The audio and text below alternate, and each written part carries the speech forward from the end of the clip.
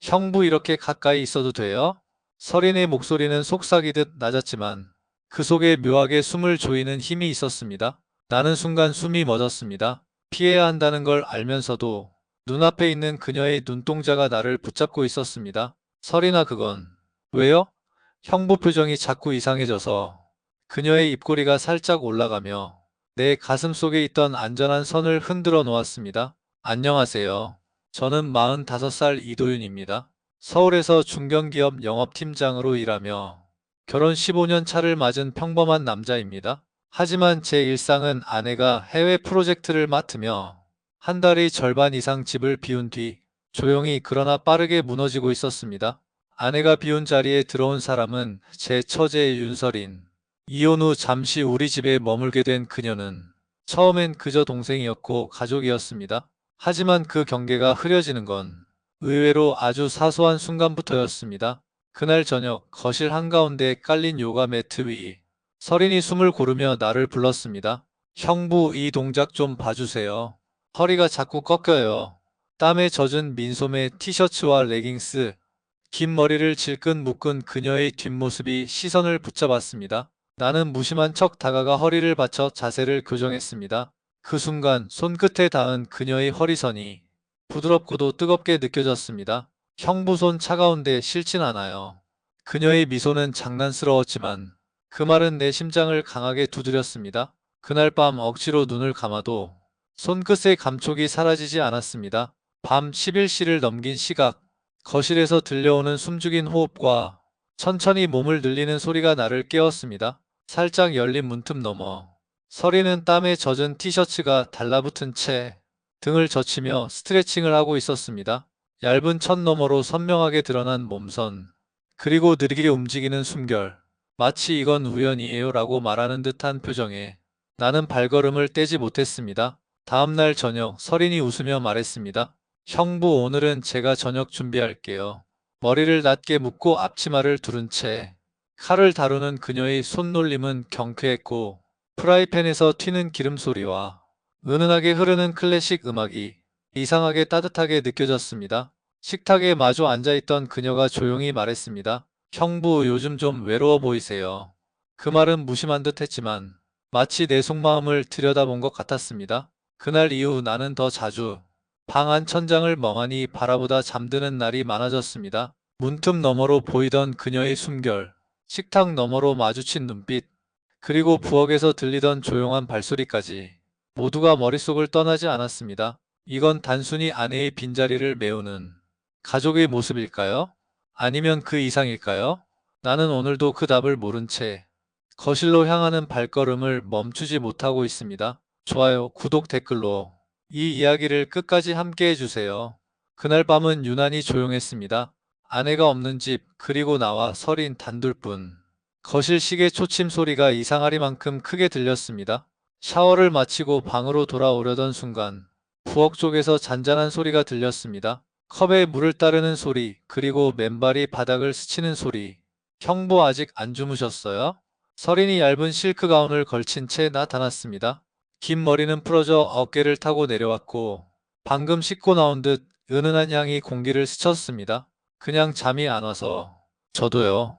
형부가 깨어 있어서 다행이네요. 그녀는 웃으며 내 옆에 앉았습니다. 짧은 침묵이 흐른 뒤 그녀가 고개를 살짝 기울이며 물었습니다. 형부, 제가 아까 저녁에 한 말 기억하세요? 외로워 보인다는 그 말? 네, 그거 진심이었어요. 그녀의 눈빛은 흔들림이 없었습니다. 부드럽지만 깊게 파고드는 시선, 그 안에 담긴 감정이 숨막히게 다가왔습니다. 서리는 와인 한 병을 꺼내왔습니다. 오늘은 형부랑 마시고 싶어요. 그냥 그런 날 있잖아요. 그녀는 와인을 따라 네 잔을 밀어주며 부드럽게 웃었습니다. 형부가 있어서 진짜 다행이에요. 나는 말없이 잔을 들었습니다. 와인의 향이 코끝을 스치고 그 너머로 그녀의 체온이 느껴지는 듯 했습니다. 몇 잔이 오가고 서린의 뺨이 붉게 물들기 시작했습니다. 그녀가 잔을 내려놓으며 말했다. 형부 언니랑은 요즘 그런 거 안 하시죠? 그 질문은 너무 직설적이어서 순간 시간이 멈춘 것 같았습니다. 나는 눈을 들어 그녀를 바라봤고 서린은 눈을 피하지 않은 채 입술 끝을 아주 살짝 올렸습니다. 설이나 그런 말은 농담으로도 하지 마. 왜요? 저는 진심인데. 그녀는 잔을 들어 남은 와인을 마시고 조용히 숨을 내쉬었습니다. 형부, 저도 너무 외로워요. 밤마다 베개에 얼굴 묻고 우는 거 해보셨죠? 그 말에 나는 대답 대신 숨을 들이켰습니다. 가끔은 누군가 안아줬으면 좋겠어요. 그게 형부라면 더 좋고. 그녀가 몸을 조금 더 내 쪽으로 기울였습니다. 술기운이 도는 얼굴이었지만 그 눈빛만큼은 또렷했습니다. 순간 손끝이 저절로 움직여 그녀의 손등 위에 얹혀졌습니다.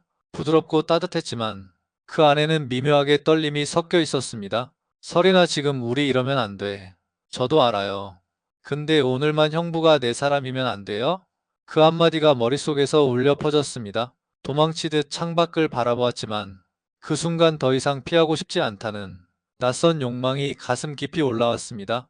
그 새벽 집안은 고요했고 우리의 숨소리만이 공기를 메웠습니다. 서로의 이름을 부르지 못한 채, 하지만 깊이 조용히 안았습니다. 숨결이 닿는 곳마다 지워지지 않을 흔적이 남았고 그건 단지 육체의 기억만이 아니었습니다. 그녀의 체온과 향, 그리고 눈빛이 내 마음 깊은 곳까지 스며들었습니다.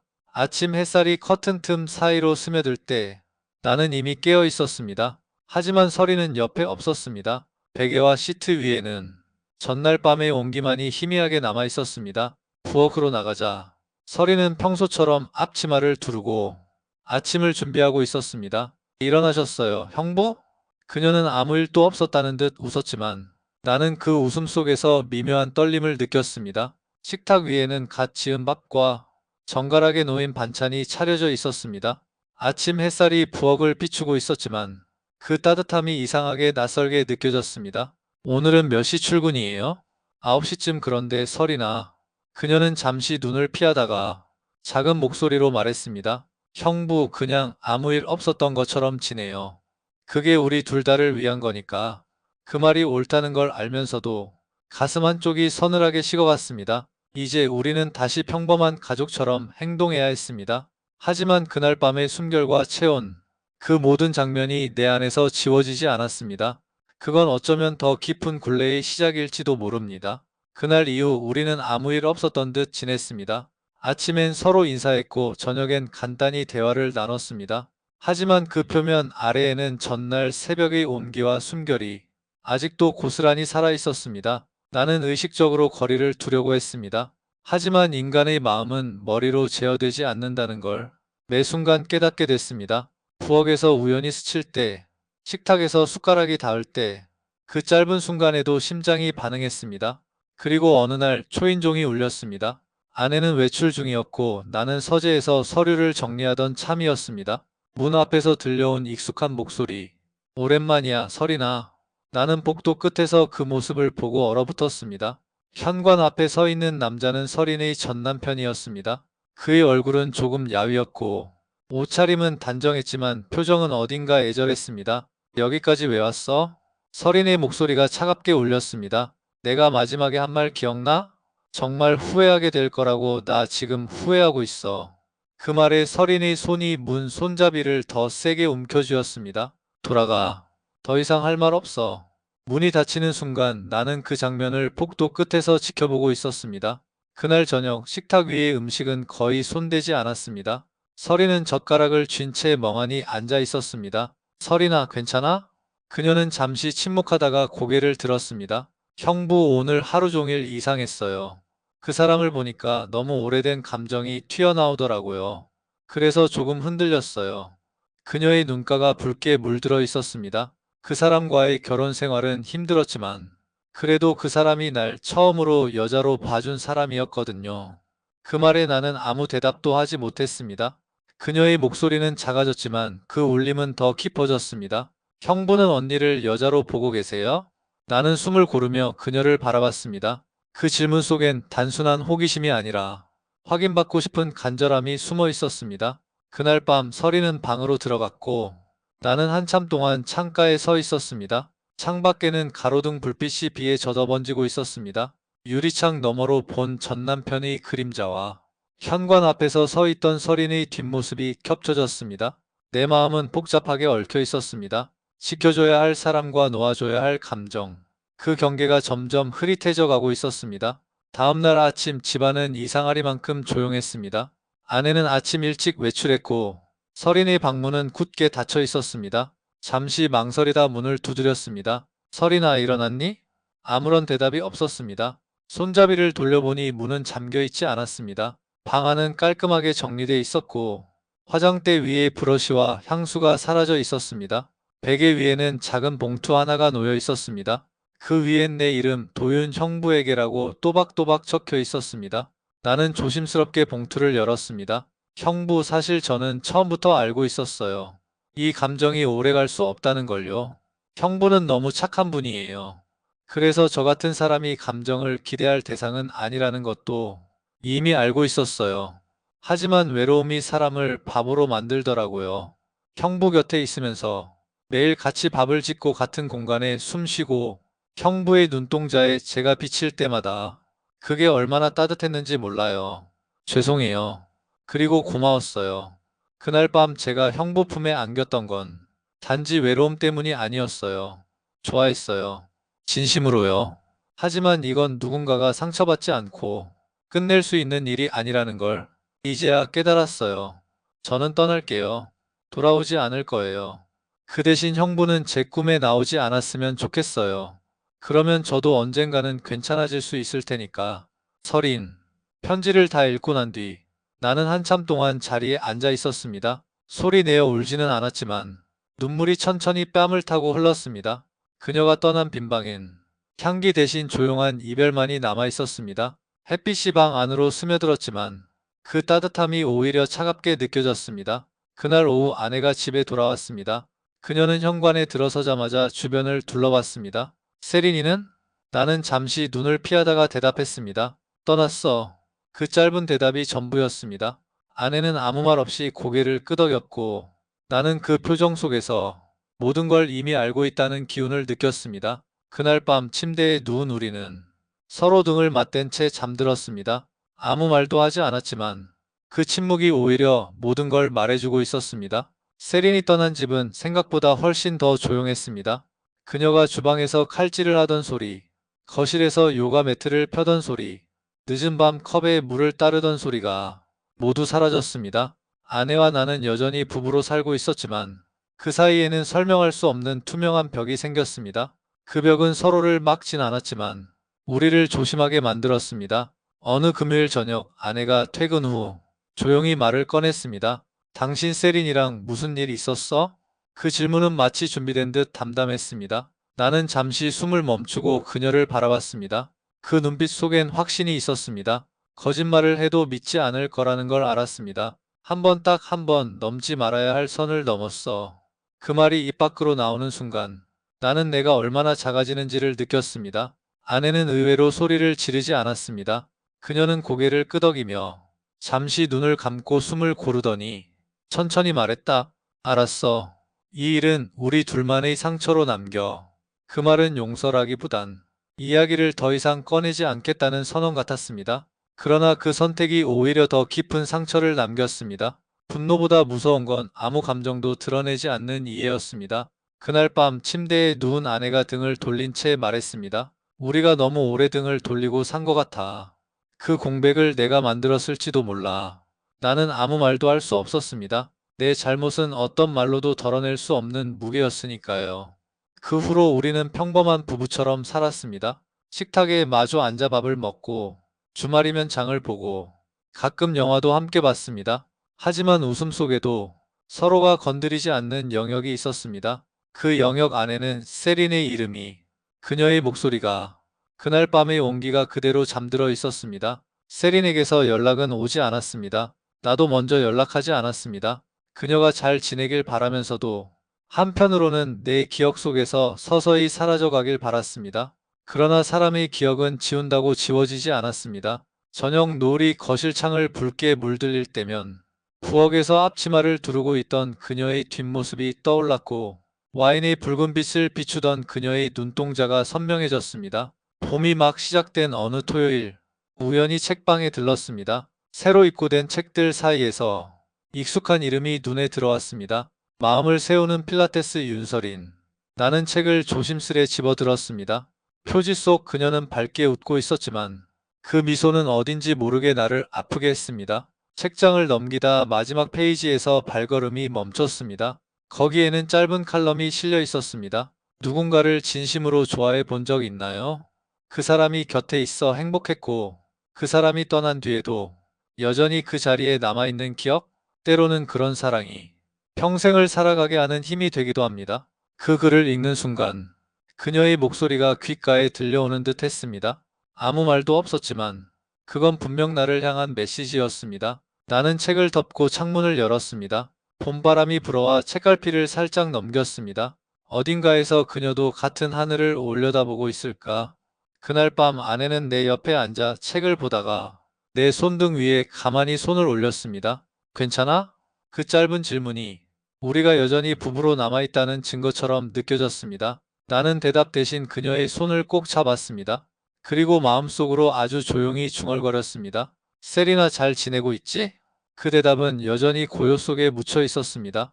세린이 떠난 지 벌써 한 달이 지났습니다. 집안의 공기는 여전히 조용했고 그 조용함 속에서 나는 더 많은 시간을 거실에 앉아 보내게 됐습니다.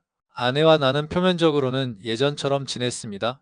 아침에는 서로 인사를 했고 저녁에는 함께 밥을 먹었으며 가끔 TV 앞에 나란히 앉아 뉴스를 보기도 했습니다. 하지만 웃음 속에 미묘한 간극이 있었습니다. 그 간극은 서로를 막는 벽이 아니라 서로를 조심하게 만드는 선이었습니다. 그 선 너머로는 아무도 발을 들이지 않았습니다. 어느 저녁 아내가 조심스럽게 말을 꺼냈습니다. 당신 요즘 더 말이 없어졌어. 나는 웃으며 대답하려 했지만 그 웃음이 억지라는 걸 나 스스로도 알았습니다. 아내는 한동안 나를 바라보다 고개를 떨궜습니다. 그 사람 잘 지내고 있을까? 그 질문이 뜻하는 바를 알았지만 나는 대답하지 않았습니다. 대답하는 순간 다시는 닫히지 않을 문이 열릴 것 같았으니까요. 봄이 절정에 달한 4월, 나는 다시 책방을 찾았습니다. 그리고 그녀의 책이 베스트셀러 코너에 놓여 있는 걸 발견했습니다. 마음을 세우는 필라테스 윤서린. 책은 초판이 매진됐고 사인본이 몇 권 남아 있었습니다. 나는 그 책을 사서 집으로 돌아왔습니다. 책 속에는 다양한 동작과 건강 팁이 실려 있었지만 곳곳에 짧은 글귀들이 눈에 들어왔습니다. 몸은 쉽게 변하지 않는다. 하지만 마음은 작은 계기로도 완전히 달라질 수 있다. 그 문장을 읽는 순간 마치 그녀가 내게 직접 건네는 말 같았습니다. 그날 밤 혼자 거실에 앉아 책장을 넘기다 마지막 페이지에서 다시 멈췄습니다. 때로는 함께할 수 없었던 사랑이 평생을 살아가게 하는 힘이 된다. 그 사람의 이름을 속으로만 부를 수 있어도 그 기억이 나를 숨쉬게 한다. 나는 책을 덮고 눈을 감았습니다. 그녀의 목소리가 귓가에 스며드는 듯 했고 그 웃음이 눈앞에 아른거렸습니다. 며칠 뒤 아내와 함께 저녁을 먹고 있을 때였습니다. 아내가 불쑥 말했습니다. 당신 세린이 책 샀더라? 나는 잠시 놀라 눈을 들었지만 아내의 표정은 담담했습니다. 응, 그냥 보고 싶어서. 아내는 고개를 끄덕였습니다. 그리고 한참 뒤 조용히 덧붙였습니다. 그 기억 잘 간직해. 대신 지금 옆에 있는 사람도 잊지 말고. 그 말이 묘하게 가슴을 울렸습니다. 그녀는 나를 용서한 게 아니었습니다. 다만 내 안의 그 한 사람까지 부정하지 않겠다는 이상한 이해를 택한 것이었습니다. 시간은 흘러 여름이 다가왔습니다. 창밖에서 매미가 울고 햇살이 거실 바닥에 길게 드리워졌습니다. 어느 늦은 오후 나는 베란다에서 커피를 마시며 하늘을 올려다봤습니다. 그 순간 바람이 불어 책갈피가 저절로 넘어갔습니다. 그 속에는 오래전 서린이 내게 건넸던 짧은 메모가 끼워져 있었습니다. 형부 오늘도 웃으세요. 그 웃음이 저한텐 참 따뜻했어요. 그 글씨를 바라보는데 이상하게 눈물이 차올랐습니다. 울고 싶지 않았지만 눈물은 조용히 흘러내렸습니다. 저녁이 되어 아내가 퇴근했습니다. 그녀는 내 옆에 앉아 커피잔을 들고 하늘을 같이 바라봤습니다. 오늘따라 바람이 좋네. 그러게. 그 짧은 대화 속에서 나는 우리가 여전히 같은 하늘을 보고 있다는 사실에 안도했습니다. 세리는 내 곁에 없지만 그녀의 기억은 내 삶의 한 부분이 되어 있었습니다. 그리고 나는 그 기억을 안고 살아갈 것입니다. 사람은 누구나 가슴속에 말하지 못한 사랑 하나쯤은 품고 살아갑니다. 그 사랑이 금기였든 이루어지지 못했든 그건 상관없습니다. 중요한 건 그 사랑이 당신을 더 깊이 숨쉬게 하고 살아있음을 느끼게 해줬다는 사실입니다. 혹시 여러분도 그런 사랑이 있으신가요? 평생 마음 한켠에만 간직해야 하는, 그러나 절대 잊을 수 없는 이름. 저는 오늘도 그 이름을 조용히 가슴속에서 불러봅니다. 그리고 이렇게 중얼거립니다. 세리나 잘 지내고 있지? 이야기를 끝까지 들어주신 여러분 감사합니다. 좋아요와 구독, 댓글로 여러분의 이야기도 들려주세요.